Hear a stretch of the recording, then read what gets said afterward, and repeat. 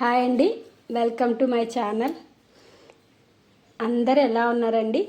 ఇప్పుడు నేను చేసే వీడియో ఏంటి అంటే బంగాళదుంపలతో పొటాటో చిల్లీ ఫ్లెక్స్ కర్రీ ఒకటి తయారు చేసి చూపిస్తున్నానండి. పెద్ద సైజు బంగాళదుంపలు 2 కావాలి, అలాగే 7-8 ఎండుమిరపకాయలు కావాలండి. మరి దానికి పోపు దినుసులన్నీ కావాల్సిన పోపు దినుసులన్నీ ఆవాలు ఇవన్నీ మీకు తెలిసినవే కదా. అయితే ఫస్ట్ మనం ఏం చేద్దామంటే ఒక బౌల్లో 7-8 ఎండుమిరపకాయలు తీసుకొని కొంచెం వాటర్ వేసి నానేసుకుందాం. ఈలోగా ఇవి నానుతూ ఉంటాయండి. మనం ఈలోగా ఇవన్నీ ఈ బంగాళదుంప ముక్కలు అవి కట్ చేసుకుందాం. అయితే ఇప్పుడు చూడండి, మనం వేసేవి ఏంటి, పోపులు మీకు తెలిసినవే కదా. వెల్లుల్లి, జీలకర్ర, ఆవాలు, మినప్పప్పు, అలా పోపు దినుసులన్నీ రెడీ చేసుకున్నాను ఫ్రెండ్స్. అయితే ఇప్పుడు చక్కగా ఈ బంగాళదుంప ముక్కలన్నీ కట్ చేసుకోవాలండి చిన్న చిన్నవిగా. చూడండి, ఈ విధంగా అయితే క్లీన్ చేసేసుకొని చక్కగా స్కిన్ అంతా రిమూవ్ చేసేసి బంగాళదుంపలు 2 బంగాళదుంపల్ని చిన్న చిన్న ముక్కలుగా నేనైతే కట్ చేసుకున్నానండి. ఉడకబెట్టలేదు, పచ్చి దుంపల్ని మాత్రమే స్కిన్ రిమూవ్ చేసి చక్కగా కట్ చేసుకుంటున్నానండి. ఈ వీడియో ఎవరైనా మొదటిసారి చూస్తున్నట్టయితే నా ఛానల్ సబ్స్క్రైబ్ చేసుకోండి అండ్ లైక్ చేయండి, షేర్ చేయండి. కంటెంట్ బాగుందంటే తప్పకుండా లైక్ చేయండి ఫ్రెండ్స్. మీ అందరూ లైక్ చేస్తే కొంచెం సపోర్ట్ చేసినట్టు అయితే ఉంటుంది. బట్ ఇప్పుడు ఇవన్నీ ఒక బౌల్లోకి అయితే తీసేసుకున్నానండి. కట్ చేసుకున్న ముక్కలన్నీ బౌల్లోకి అయితే తీసుకున్నాను. ఈ కర్రీ ఏంటి అంటే పొటాటో చిల్లీ ఫ్లెక్స్ కలిపిన ఈ కర్రీ ఏంటి, మన రైస్లోకి బాగుంటుంది, ప్లస్ చపాతీలోకి, పొరోటోలోకి, లేదంటే అట్టెసరన్నం వండుకుంటాం కదా, దానికి కూడా చాలా టేస్ట్ ఉంటుందండి. సాంబార్తో నంచుకోవడానికి కూడా బాగానే ఉంటుంది.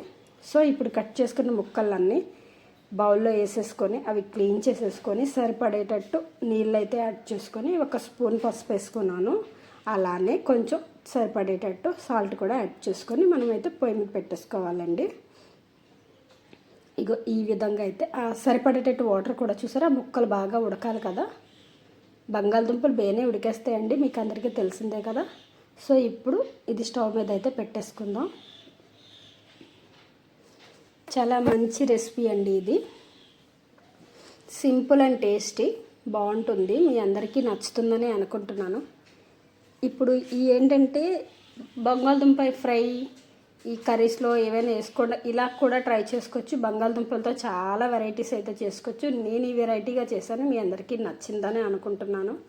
చూడండి, ఇప్పుడు స్టవ్ మీద పెట్టేసుకున్న తర్వాత మూత పెట్టేసుకొని ఈ నానబెట్టేసుకుని ఎండుమిర్చి ఉంది కదా, ఆ ఎండుమిర్చిని ఎల్లుల్లిపాయలు శుభ్రంగా చేసి ఆ స్కిన్ అంతా రిమూవ్ చేసేసి అదే బౌల్లో ఆ వెల్లుల్లిపాయలు వేసుకోవాలండి. అది మనం మిక్సీ పెట్టాలన్నమాట.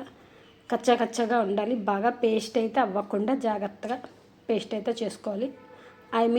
కచ్చగా చేసుకోవాలి, పేస్ట్గా చేసుకోకూడదు.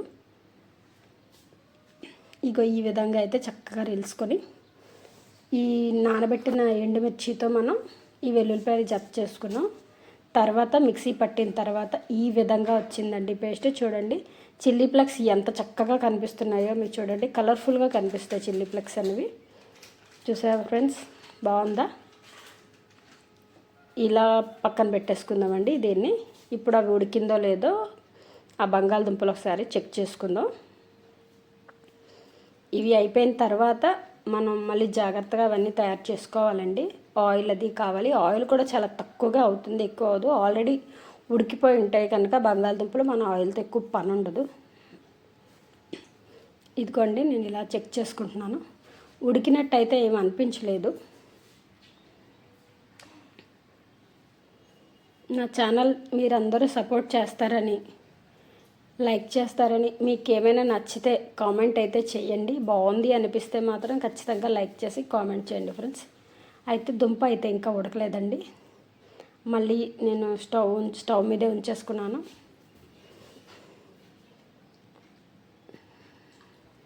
ఓకే ఫ్రెండ్స్, చూడండి, ఈలోగా వెల్లుల్లిపాయలు ఉన్నాయి కదా, ఆల్రెడీ స్కిన్ తీసుకొని పక్కన పెట్టుకున్నానండి. వీటిని ఏంటంటే చక్కగా చిన్న ముక్కలుగా కట్ చేసుకోవాలండి. ఇవి ఆయిల్లో ఫ్రై అవ్వకుండా ఉండడానికని చిన్న ముక్కలుగా నేను కట్ చేసుకున్నానండి. ఇవి ఆయిల్లో ఫ్రై అవ్వాల్సిన అవసరం లేదన్నమాట. ఒక వెల్లుల్లిపాయ చిల్లీ ఫ్లేక్స్లో వేసాను, ఒక వెల్లుల్లిపాయ ఇలా అన్నమాట. ఇలా కట్ చేసుకొని పక్కన పెట్టేసుకుంటున్నాను కదా. ఈలోగా ఈ బంగాళదుంప ముక్కలు అయితే ఉడికిపోయి ఉంటాయండి. మంచి కంటెంట్ నచ్చింది అని అనిపిస్తే మాత్రం మీరు లైక్ చేయండి. ఇప్పుడు ఈ దుంపలు అయితే ఉడికేసాయండి. చూడండి, మళ్ళీ చూసుకుంటున్నాను, బట్ ఉడికేసాయి. ఇప్పుడు వీటిని మనం పక్కన తీసుకొని పెట్టేసుకోవడమే. బాగా ఉడికాయండి, ఆ వాటర్ అంతా ఇంకిపోయింది. అప్పుడు మనం ప్రత్యేకంగా ఇంకా ఫ్రై అవ్వాల్సిన అవసరం అయితే లేదు. ఇప్పుడు మళ్ళీ స్టవ్ మీద నేను ఆయిల్ అది హీట్ చేసుకొని, స్టవ్ ఆన్ చేసుకొని గిన్నె పెట్టి ఆయిల్ వేసుకొని హీట్ చేసుకుంటున్నాను ఫ్రెండ్స్. ఇది క్లియరెన్స్ లేదు, నేను పక్కకి జరుపుకుంటున్నాను. చూడండి, చూసారా ఫ్రెండ్స్. ఇప్పుడు ఈ మనం సరిపడేటట్టు ఆయిల్ అనేది యాడ్ చేసుకొని ఈ పోపు దినుసులన్నీ ఒకటికొకటిగా అన్నీ వేసేసుకోవాలండి. లైన్గా వేసేసుకొని కొంచెం డీప్గానే ఫ్రై చేసుకోవాలి, మరి మాడిపోకుండా. లైన్గా ఒకటి మినపప్పు, ఆవాలు, జీలకర్ర, ఎండుమిర్చి అయితే నేనేం యాడ్ చేయలేదండి. ఆల్రెడీ ఎండుమిర్చి అనేది మనం పేస్ట్ చేసుకొని పక్కన పెట్టుకున్నాగా, అందుచేత నేను ఎండుమిర్చి యాడ్ చేయలేదు. కారం ఎక్కువైపోద్ది అన్నమాట. ఇలా స్పైసీగా బంగాళదుంప చిల్లీ ఫ్లేక్స్ కర్రీ అయితే రెడీ అవుతుందండి. ఇప్పుడు ఇది బాగా ఫ్రై అయిన తర్వాత ఆల్రెడీ ఉడకబెట్టిన పక్కన పెట్టేసుకున్నాం కదా బంగాళదుంప ముక్కల్ని, ఈ విధంగా అయితే ఈ ఫ్రైలో వేసేసుకోవడమే. దినుసులు ఫ్రై అయిపోయాయి కదా, ఆ దినుసుల్లో దీన్ని అయితే యాడ్ చేసుకుందాం ఫ్రెండ్స్. ఇది బాగా మిక్స్ చేసేయాలండి, బాగా కలపాలి ఈ పోపు దినుసులతో కలిపి.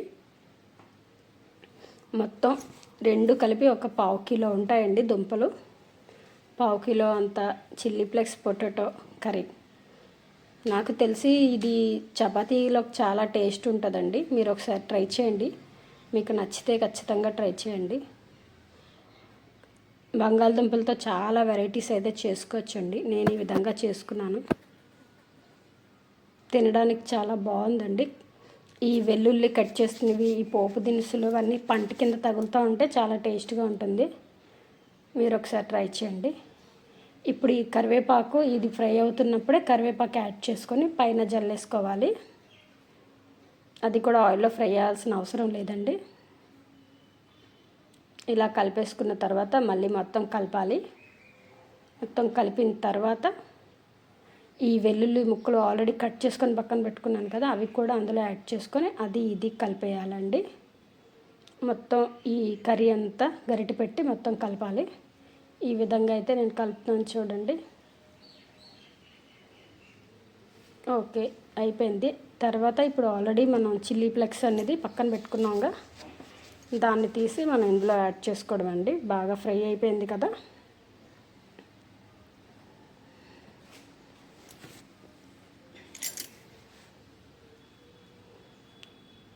ఇగోండి, ఇప్పుడు ఈ చిల్లీ ఫ్లేక్స్ అన్నీ చూసారా, పేస్ట్లా ఉంది కదా, దీన్ని పైన అలా జల్లుతూ సరిపడేటట్టుగా అనిపిస్తే సరిపెట్టేయాలి. కానీ కొంచెం నాకు తక్కువ అనిపించింది, మళ్ళీ నేను యాడ్ చేసుకున్నాను. ఇగో ఈ విధంగా అయితే కలపాలి ఫ్రెండ్స్. చూసారా, బాగుందా, కలర్ఫుల్గా కనిపిస్తుంది కదా.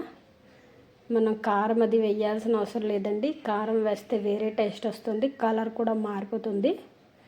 సో ఈ విధంగా మీరు ఒకసారి ట్రై చేసి చూడండి, ఎలా వచ్చిందో చెప్పండి. మీరు ఎవరైనా ఇలా ట్రై చేస్తుంటే కూడా నాకు కామెంట్ చేసి చెప్పండి ఫ్రెండ్స్. మంచి వీడియోలో మళ్ళీ ఇంకొక మంచి వీడియోతో మీ అందరి ముందుకు వస్తాను. ఈ వీడియో అయితే మీకు నచ్చిందని అనుకుంటున్నాను. చూసారా, ఇలా అయిపోయింది కదా. ఇప్పుడు ఇంకొంచెం సరిపోలేదు, మళ్ళీ కొంచెం నేనైతే యాడ్ చేసుకున్నాను ఫ్రెండ్స్.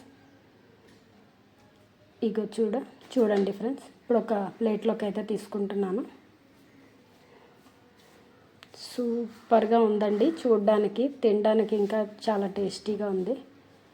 ఇది పొరోటో, చపాతీ లేదా రైస్, సాంబార్తో నంచు ఏ విధంగా తిన్నా మన ఇష్టం. తినడానికి అయితే చాలా బాగుంది, నాకు నచ్చింది. మీకు నచ్చిందని అనుకుంటున్నాను.